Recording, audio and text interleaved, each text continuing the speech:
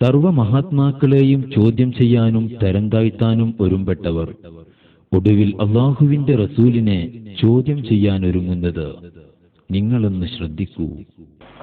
ചോദ്യം ചെയ്യപ്പെടാത്തവൻ പടച്ചവൻ മാത്രമാണ്. വേറെ ആര് ചെയ്താലും ചോദിക്കണം എന്തിനാണ്? ആര് ചെയ്താലും ശരി. അതല്ല, നിങ്ങൾ ചോദ്യം ചെയ്യാതെ കണ്ട് ഒരുത്തരെ അന്ധമായി നിങ്ങൾ അനുകരിക്കുന്നുവെങ്കിൽ അതിന് ദിവ്യത്വം കൽപ്പിച്ചു എന്നതിന്റെ അർത്ഥം. അവൻ ദൈവമാക്കിയിരിക്കുന്നു നിങ്ങൾ. അത് ആര് ചെയ്താലും ചോദിക്കണം.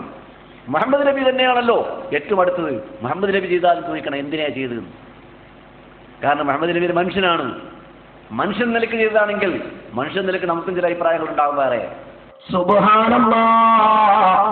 മൗലവിമാരെ, നിങ്ങൾ ധിക്കാരത്തിന്റെ ആൾരൂപങ്ങളാണ്, കാപട്യത്തിന്റെ ആൾരൂപങ്ങളാണ്.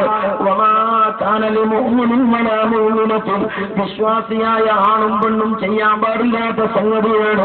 ഇതാ ഖലല്ലാഹു വറസൂലുഹു അംറൻ അയ്യകൂന ലഹുൽ ഖിയറതു മിൻ അംരിഹിം. അല്ലാഹു തആല ഒരു തീരുമാനം പറഞ്ഞാൽ, അല്ലാഹുവിന്റെ റസൂൽ ഒരു തീരുമാനം പറഞ്ഞാൽ അത് ചോദ്യം ചെയ്യുന്നവൻ മാപ്പിളയല്ല,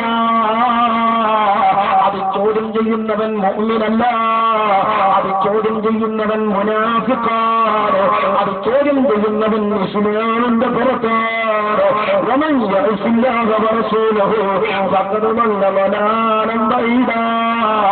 അല്ലാഹുവിന്റെ റസൂൽ ഒരു കാര്യം പറഞ്ഞിട്ട് അത് ശരിയല്ലെന്ന് പറഞ്ഞു ആ നിലപാടിനെതിരെ പറഞ്ഞ ധിക്കാരിയുണ്ടല്ലോ, അവൻ വ്യക്തമായ വഴികേടിലാണ്.